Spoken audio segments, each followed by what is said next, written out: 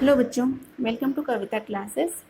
Class 7th का एक new chapter हम आज स्टार्ट करने जा रहे हैं। 12th चैप्टर बीजीय व्यंजक, एल्जेब्रिक एक्सप्रेशन।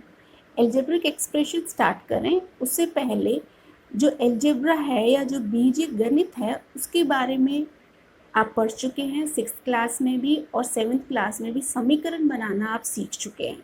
उसी का एक्सटेंडेड पार्ट यहाँ हम पढ़ेंगे। तो बीजीय गणित क्या होता है, एल्जेब्रिक एक्सप्रेशन होता क्या है, उसकी एक ब्रीफ नॉलेज हम लोग ले लेते हैं जो कि हमने 6th और 7th में पहले पढ़ा हुआ है।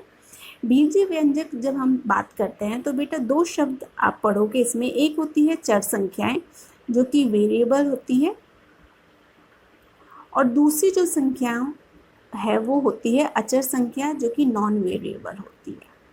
नाम से ही आपको पता चल रहा है चर और अचर संख्या या वेरिएबल और नॉन वेरिएबल संख्या। चर संख्याएं वो होंगी जिनका मान जो है वो बदला जा सकता है। तो मान मतलब यहाँ पे चर संख्या आपका कोई भी अल्फ़ाबेट हो सकता है, ABCD कुछ भी हो सकता है अल्फ़ाबेट। और अचर संख्या जितने भी हमारे न्यूमेरिक वैल्यूज़ होती है जो कि फिक्स हैं, जो भी हमारे न्यूमेरिक वैल्यूज़ होती हैं वो हमारी अचर संख्याएं होंगी, नॉन वेरिएबल होगा, क्योंकि 2 का मतलब 2 ही है। n का मतलब कुछ भी हो सकता है, n का मतलब 2, 3, 4, 5 कुछ भी हो सकता है, पर 2 का मतलब तो 2 ही है। तो ये दोनों इन चर और अचर संख्याओं के बीच में जब संक्रियाएं लग जाती है, संक्रियाएं कौन कौन सी है अपनी, प्लस, माइनस, मल्टीप्लाई और डिवाइड, जब ये आपस में मिल जाती हैं तो यहाँ पे हमारे एक्सप्रेशंस का निर्माण होता है या व्यंजक बनता है। अब इसी व्यंजकों के बारे में पढ़ते हैं कि व्यंजक किस प्रकार बनते हैं या व्यंजक हम कैसे ज्ञात कर सकते हैं। तो यहाँ पे है कि व्यंजक क्या होगा, दो संख्याएं जो भी चर और अचर संख्याएं आपस में मिलकर उनमें जब संख्याएं लग जाती हैं तो वो हमारा व्यंजक बन जाता है। जैसे मैंने ये कहा आपको कि 2x में जब 5 जोड़ दिया, ठीक है, यहाँ पे क्या किया, 2x में 5 जोड़ना, ये हमारा क्या हो गया, एक बीजीय व्यंजक हो गया। या 4x में हमने 10 माइनस कर दिया, या ऐसे हो गया 4 को x से गुना कर दिया तो 4x अपने आप में भी एक व्यंजक हो गया।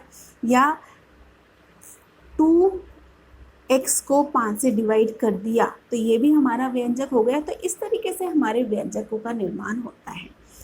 अब एक व्यंजक में दो शब्द आप पढ़ोगे, वो शब्द है, एक शब्द आप पढ़ोगे पद जो कि हमारे टर्म्स होते हैं जिसको हम टर्म्स के नाम से जानेंगे, और दूसरा पढ़ोगे गुणनखंड। गुणनखंड आप इससे पहले कुछ वीडियोस में गुणनखंड के बारे में पढ़ चुके कि एक संख्या को इस प्रकार तोड़ना कि उनको जब हम आपस में गुना करते हैं तो वो हमारे उत्तर आ जाए, जो संख्या हम तोड़ रहे हैं वो हमें प्राप्त हो जाए, ये फैक्टर हो गया।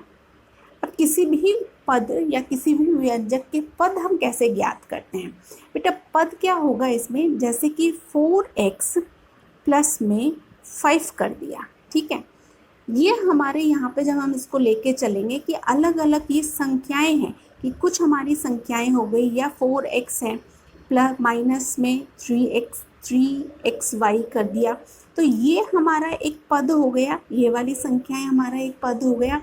और दूसरा जो ये है ये हमारी एक दूसरा पद हो गया। जब दो अलग अलग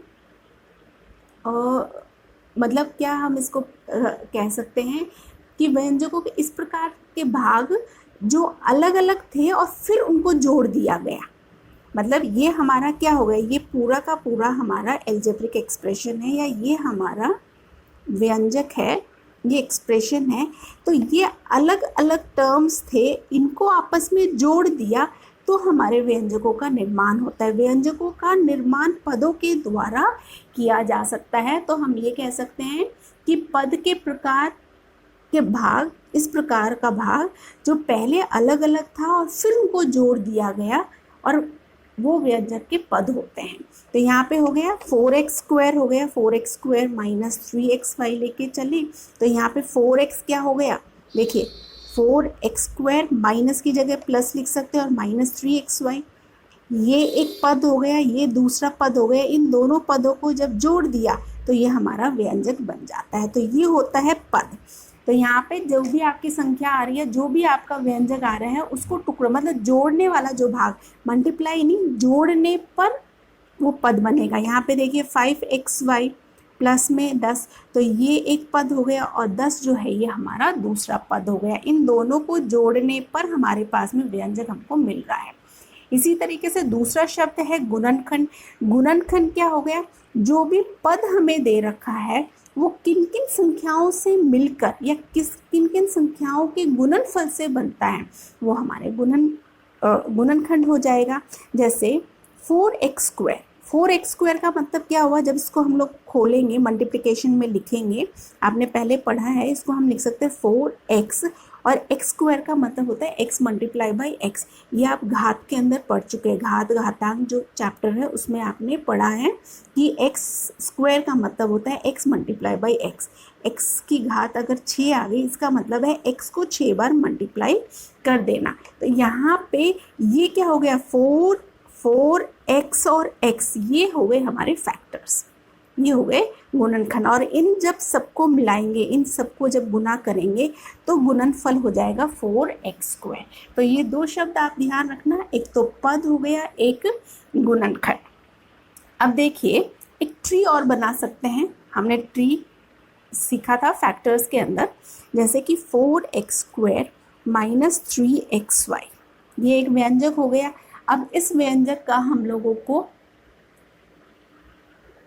ट्री फैक्टर निकालते हैं इसके अंदर, या ट्री डायग्राम हम बोल सकते हैं। ये हो गए ट्री डायग्राम बनाइए। कैसे बनाएंगे, देखिए इसके पहले पदों को अलग अलग कीजिए। पद क्या हो गए, 4x² और माइनस 3xy। क्यों, क्योंकि संख्याओं को जोड़ने पर व्यंजक मिल रहा है, तो जो संख्याएं आपस में जुड़ रही हैं वो हमारे पद होती है। तो यहाँ पे 4x² में सिर्फ 3x कर दिया तो ये तो माइनस आ गया, तो माइनस जो है वो इस पद के साथ में ही आप लोगे, ये हमारे पद हो गए। ठीक है, उसके बाद में अब इसके फैक्टर्स निकाल लिए। फैक्टर क्या हो गया, 4x और x, इसके फैक्टर क्या हो गया, माइनस 3x और y, ये हमारे फैक्टर्स हो गए या ये हमारे गुणनखंड हो गए। ठीक है, तो पद ऐसे करेंगे और जो गुणनखंड है वो हम इस तरीके से निकालेंगे।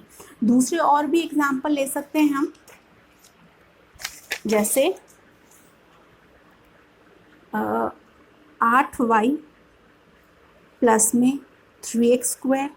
यहाँ पे देखिए इसके पद लिखेंगे, पद क्या हो जाएगा 8y, क्योंकि इसको और इसको मिलके हमारे पास में एक एक्सप्रेशन आ रहा है, और ये हो गया क्योंकि ये तो प्लस की संख्या है तो 3x²। अब इसकी गुणनखंड क्या हो गया 8 और y, इसके गुणनखंड क्या हो जाएंगे 3x और x। ये इस तरीके से हम लोग कई बार पूछ भी लेते हैं, ट्री डायग्राम बनाओ। तो ट्री डायग्राम जो है या जो पेड़ आरेख है, इसको पेड़ आरेख बोलते हैं, ये इस तरीके से बनाया जाता है, जहाँ पे आपके दोनों चीज़ों के कॉन्सेप्ट क्लियर हो गया। ये आपका पद है और ये गुणनखंड है। ठीक है, ओके। अब इसके बाद में एक और इम्पॉर्टेंट टॉपिक ले लेते हैं, वो है, कई बार आप शब्द पढ़ेंगे गुणांक। गुणांक, अब गुणांक क्या होता है, इसको संख्यात्मक गुणांक भी कह सकते हैं, पर एक शॉर्ट फॉर्म में हम गुणांक ही इसको बोलते हैं, ये गुणांक ही है। और इसका जो इंग्लिश होता है वो होता है न्यूमेरिकल कोएफिशिएंट। ठीक है, ये हो गया हमारा। अब यहाँ पे समझिए आप, इम्पॉर्टेंट है कि गुणांक, नाम से ही पता चल रहा है, संख्यात्मक गुणांक। संख्यात्मक, संख्या, कोई भी पद है उसके अंदर जो संख्या गुना हो रही है वो गुणांक होगा, या सीधा कोएफिशिएंट बोल सकते हैं। जैसे 8y, तो बेटा 8y में संख्या क्या हो गई, संख्या हमारी होगी 8, तो यहाँ पे हमारा गुणांक क्या हो गया इस पद का, इस पद का गुणांक हो गया 8। ठीक है, अगर माइनस 3xy है तो यहाँ पे गुणांक सिर्फ ये मल्टीपल हमारा क्या हो गया, गुणांक हो गया -3, क्योंकि संख्यात्मक गुणांक अगर कोएफिशिएंट पूछ रहे हैं तो -3 xy का गुणांक क्या हो जाएगा, -3 जो है वो इसका गुणांक हो जाएगा। 4xy² इसका गुणांक क्या हो जाएगा, 4 जो है वो इसका हमारे पास में गुणांक हो जाएगा। तो ये शब्द जो है इसका भी आप ध्यान रखना कि यहाँ पे आपके गुणांक क्या हैं, ठीक है। इसी तरीके से जैसे 4p² क्यू है, यहाँ पे गुणांक क्या हो जाएगा, इसका गुणांक क्या हो जाएगा, 4 गुणांक हो जाएगा। जैसे पूरी के पूरे एक एक्सप्रेशन हम लेते हैं, हमारे पास में है 4p² माइनस 3pq² प्लस 5। तो इस वाले पद का गुणांक है 4, इस वाले पद का गुणांक है -3, क्योंकि ये याद रखना एक्सप्रेशन कब बनती है, अलग अलग पदों के जोड़ने पर। तो जोड़ने पर तो यहाँ पे क्या हुआ, प्लस था, और ये पूरा का पूरा जो है ये हमारा एक पद है। और 5 का क्या रहेगा, 5 का तो कुछ हम करेंगे ही नहीं, क्योंकि किसी के साथ में ये गुणांक में ही नहीं है। तो यहाँ पे हमारे पास में गुणांक क्या हो गया ये। अब कई बार सवाल पूछ लिए जाते हैं, संख्यात्मक गुणांक नहीं पूछ के किसी स्पेसिफिक पूछ लिया जाता है। जैसे 4p² क्यू, इसमें ये पूछ लिया जाए कि pq का गुणांक, pq का गुणांक याद कीजिए। तो pq का गुणांक क्या हो गया, इसके पहले फैक्टर्स निकाल लिए, ये 4 है, ये p है, ये p है और ये q है। अब pq का गुणांक क्या हो जाएगा, 4p, ये इसका गुणांक हो जाता है। इसी तरीके से दूसरा एक क्वेश्चन है, जैसे -3y है, इसका गुणांक अगर पूछे यहाँ पे, तो यहाँ पे क्या गुणांक होगा हमारा, इस पूरी संख्या का अगर गुणांक पूछ रहे हैं तो -3 जो है वो इसका हमारे पास में गुणांक आएगा। तो इस तरीके से ये अलजेब्रिक एक्सप्रेशन का कुछ बेस था जो कि आपको आना चाहिए, जहाँ पे आपको पद के बारे में पता होना चाहिए, गुणनखंड क्या है उसके बारे में, और गुणांक अगर सिर्फ संख्यात्मक गुणांक पूछा है तो जो संख्या है वो हमारा इसका गुणांक हो जाएगा। और संख्यात्मक गुणांक ना पूछ के स्पेसिफिक कर दिया, जैसे 4p का पूछ लिया, ये यहाँ पे ऐसे होता है, p² का गुणांक पूछ लेते हैं, p² का गुणांक, तो p² को छोड़ के जो संख्या है वो 4q, ये हमारे यहाँ पे गुणांक हो जाता है। तो इस तरीके से हम गुणांक और पद और गुणनखंड के बारे में हमने इस चैप्टर में पढ़ा। अब नेक्स्ट जो वीडियो है उसमें समान और असमान पद कैसे पहचानेंगे, लाइक और अनलाइक टर्म्स, और फिर एक पदीय, द्विपदीय, त्रिपदीय या बहुपदीय मतलब पॉलिनोमियल्स जो होते हैं उसके बारे में हम नेक्स्ट वीडियो में जानेंगे। इससे पहले इस वीडियो को भी अच्छे से समझिए, और इससे पहले कुछ वीडियोस और समीकरण की और बेसिक जो अलजेब्रा है उसके वीडियोस और मैंने डाल रखे हैं, उन वीडियोस को भी अच्छे से समझिए, देखिए। और thank you a lot for watching my video, have a good day. अगर आपको अच्छे लग रहे हैं ये वीडियो तो प्लीज़ इसको लाइक, शेयर एंड सब्सक्राइब कीजिए। Thank you a lot.